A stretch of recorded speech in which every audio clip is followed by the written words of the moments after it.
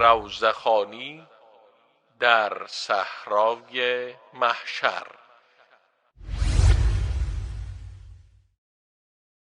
فاطمه زهرا وارد عالم محشر میشه،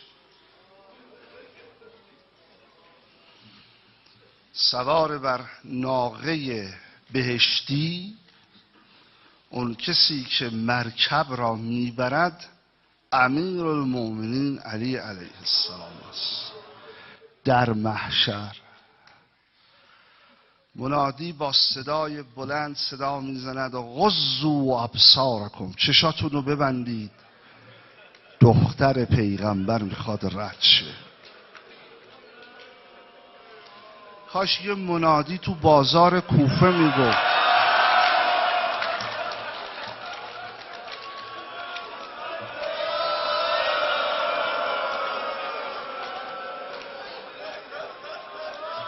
منادی به فاطمه زهرا میگوید که الله یقرئک السلام، خدا به تو سلام میکنه و میفرماید به حبیبه ما بگویید هر چه که میخواهد از ما بخواهد. از ناقه پیاده میشود. من نمیدونم اونجا هم پهلو هنوز شکسته است که خیلی سخته، خیلی سخت.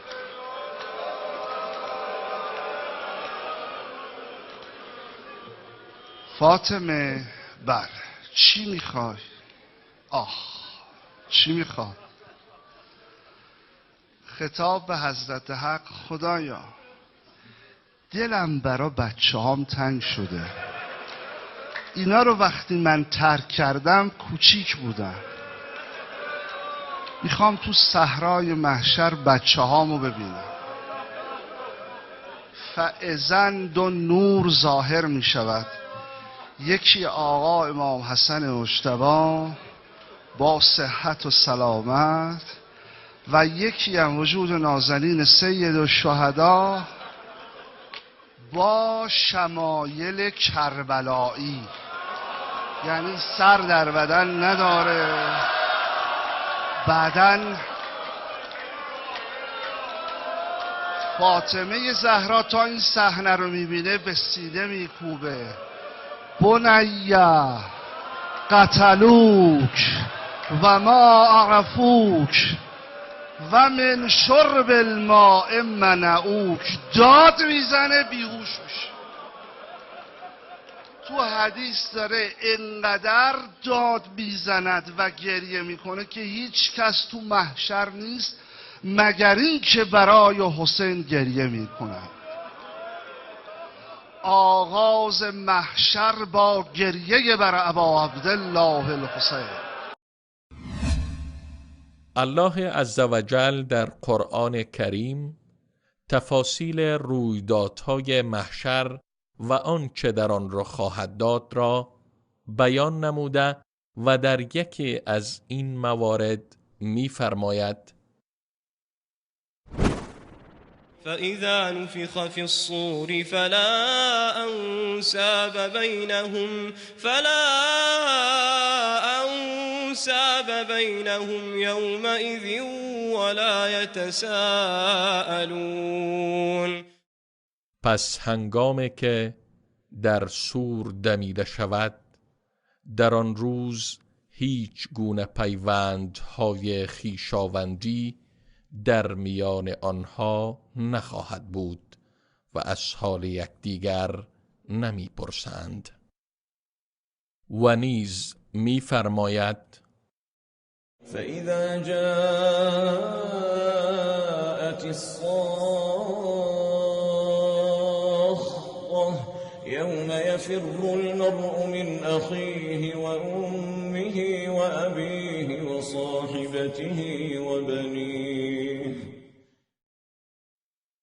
پس هنگامی که آن صدای مهیب قیامت فرا رسد، روزی که انسان از برادرش می گریزد و از مادر و پدرش و از زن و فرزندانش نیز می گریزد. آنچه از این آیات برداشت می شود این است که روز قیامت هیچ انسان به زن و فرزند و خویشان خود نمی اندیشد.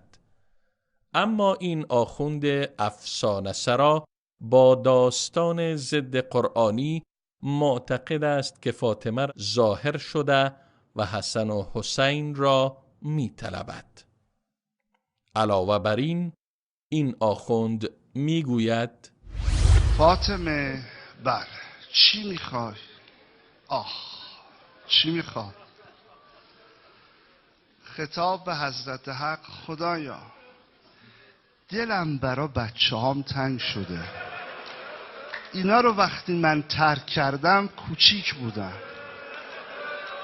میخوام تو صحرای محشر بچه هامو ببینم. این آخوند ادعا می کند فاطمه زهرا تا صحرای محشر حسن و حسین را نمی بیند و دلش برای آنان تنگ است. آیا این سخن با اعتقاد شیعه درباره عالم الغیب بودن اهل بیت منافات ندارد؟ اگر فاطمه زهرا که از وی کمک می طلبید از حال فرزندان خود خبر ندارد و نمی تواند آنها را ببیند، پس چگونه می تواند از حال شما خبر داشته باشد و به فریاد شما برسد؟ این آخوند در ادامه خزعبلات خود می گوید تو حدیث داره انقدر داد میزند و گریه میکنه که هیچ کس تو محشر نیست مگر این که برای حسین گریه میکنه. آغاز محشر با گریه بر ابا عبدالله الحسین. این رافضی میگوید هیچ کس در محشر نیست مگر اینکه برای حسین گریه می کند. یکی به این علامه بگوید اولا بیشتر اهل محشر که از کفار هستند، پس چگونه برای حسین گریه می کنند؟ آنان به خدای حسین ارزش قائل نبودند و حاضر به عبادتش نشدند. حال حسین برایشان ارزش پیدا کرد. ثانیاً، آیا شما فکر کردید که صحرای محشر هم یک حسینیه و یا حوزه علمیه است که هر کسی در آن وارد شد به سر و مغز خود بکوبد و در برابر پیامبر به ناموسش اهانت کند و به یارانش لعن و نفرین روا دارد و دسته های عزاداری راه بیفتد و عده مداح هم شروع به زوزه کشیدن کنند؟ ای کاش پیروان این آخوندهای رافضی اندک از عقل خود استفاده می نمودند.